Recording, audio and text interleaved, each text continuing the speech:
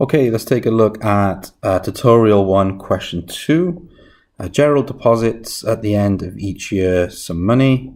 It's £1,000, £2,000, £3,000 and £4,000. It's at the end of the year for consecutive 4 years, respectively. What is the total amount at the end of the 4th year if interest rate is 4% and we need to deal with continuous compounding and some monthly compounding? Okay, so we got a few different cash flows, so I would suggest using a timeline.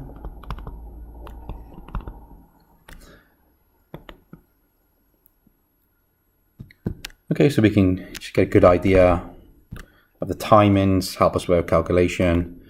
So at time 0, nothing happens because it's depositing at the end of the year.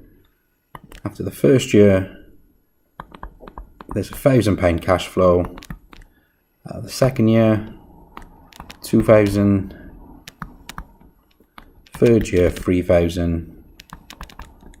The fourth year, 4,000. And the question is, what is the total amount at the end of the 4th year? So we want to know the future value of all the cash flows at n equals 4 years. This is for the total, all of the cash flows. And we're going to do this with two different scenarios. The first one is monthly compounding interest. Okay, so we've got some periodic interest rate. The period is every month. So we need to use the following equation.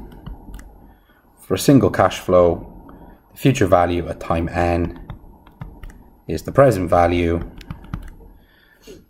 and then we compound. It's 1 plus the nominal rate divided by m to the power n times m. N, this is the number of years,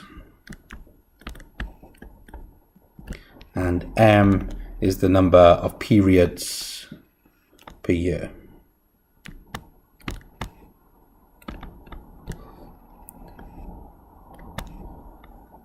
Okay, so this is the equation we need to use. We need to do this for each deposit. Okay, so on each deposit.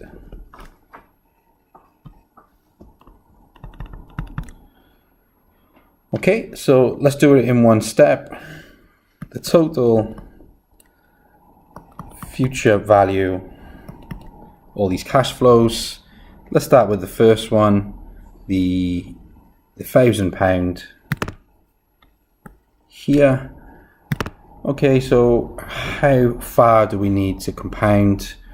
So 1 year, 2 year, 3 years.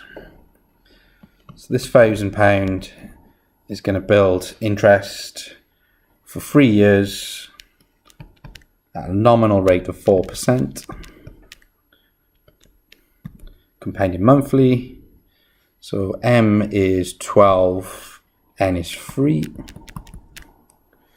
That deals with that cash flow.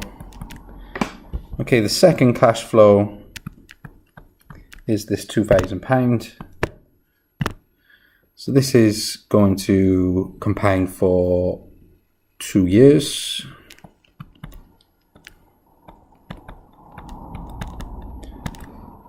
So this time n is 2.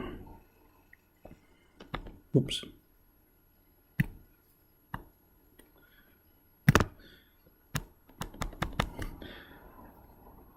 And the next cash flow is £3,000.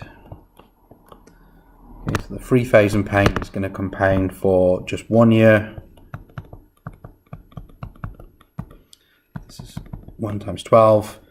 And finally, the £4,000 deposited in the 4th year. Well, it's just £4,000. Okay, and if we put that into the calculator, add them all up, we get the total cash flow is £10,415.78. And that is the answer for part A. Okay, how about part B? So part A, part B. Now interest is compounded continuously. Okay, so we're going to have to change the equation. The equation we're going to use for continuous compounding interest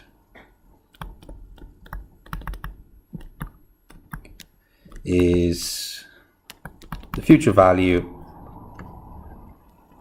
in n years is the present value times e to the power rn. Okay, as the interest rate here, which is 4%. So it's a similar calculation. The first cash flow of £1,000. We're going to compound this for 3 years using this equation. And the second cash flow, we're going to compound for 2 years. The third cash flow, just for 1 year. And the final cash flow is in the 4th year. That stays as it is. If we add them all up, we should get something similar to part A. It's going to be different, just a little bit different. Similar, but a little bit different. Okay, in the calculator, 10,416 and 50 pence. And that's your answer for part B.